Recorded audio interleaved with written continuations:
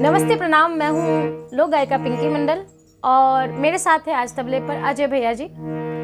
और हम लोग आज भोजपुरी और मैथिली के कुछ लोकगीतों को लेकर आए हैं। आशा करते हैं कि आप सभी लोगों को अच्छा लगेगा।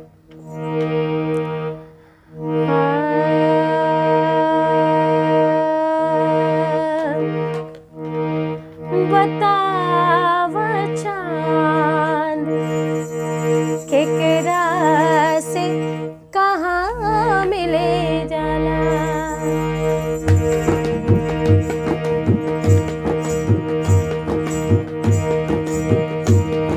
बताव चांद केकरा से कहाँ मिले जाला, बताव चांद केकरा से कहाँ मिले जाला, केकरा से कहाँ मिले जाला हो, केकरा से कहाँ मिले जाला, बताव चांद केकरा से कहाँ मिले जाला, बताव चांद केकरा से कहाँ मिले जाला।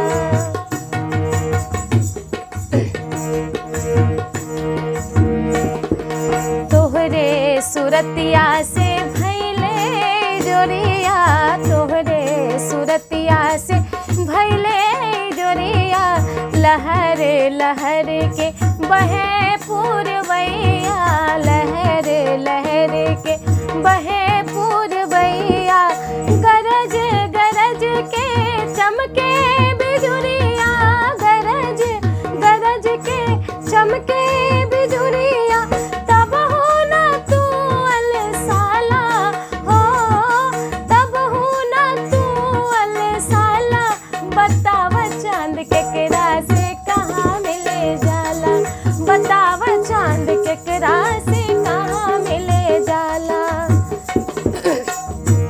और इस गीत के बारे में मैं कुछ बोलना चाहूँगी। अधिकतर गीतों में हमने पाया है कि नायक हमेशा नायिका की तारीफ करते हैं, लेकिन इस गीत में जो नायिका है वो नायक को चांद के तौर पर बता रही है, वो उनकी तुलना चांद से कर रही हैं। और देखिए कितनी सुंदर रचना, और कहती हैं क्या,